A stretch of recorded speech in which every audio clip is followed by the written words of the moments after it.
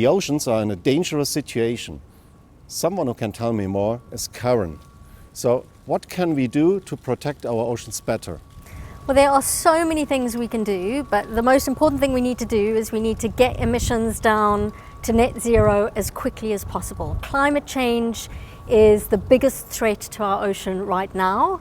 Our ocean has already absorbed about 30% of all our carbon dioxide, and it's absorbed over 90% of the heat from our emissions. So things are getting hot, there are oceanic heat waves, the biochemistry is changing, and this is having all kinds of impacts on marine life. Can you give me a concrete example? What can be done on the very first quick step? We need to think about what we consume. We need to think about the fish that we consume. We need to make sure that it's caught sustainably, where it comes from, and we need to check on that. We also need to reduce our single-use plastics use and make sure that if we are using plastics, that we are making sure that they are either being recycled or reused as much as possible. As businesses, we need businesses to make sure that they are checking throughout their supply chain in terms of what they are purchasing and how they are operating so that it isn't negatively impacting the ocean. And then as governments, we need governments to agree to strongly protect at least 30% of the ocean by 2030. We need them to act now. Where do you see the role of the financial industry? So the financial sector has a huge role to play. We need to look at first what the banks, asset managers and insurers are investing in and make sure that those are ocean positive and biodiversity positive investments that are also focused on net zero.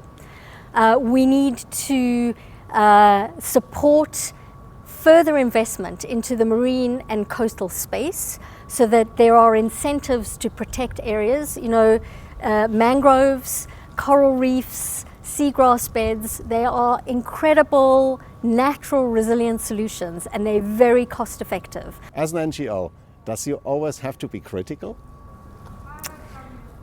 We don't always have to be critical, but we need to be critical where that criticism is needed.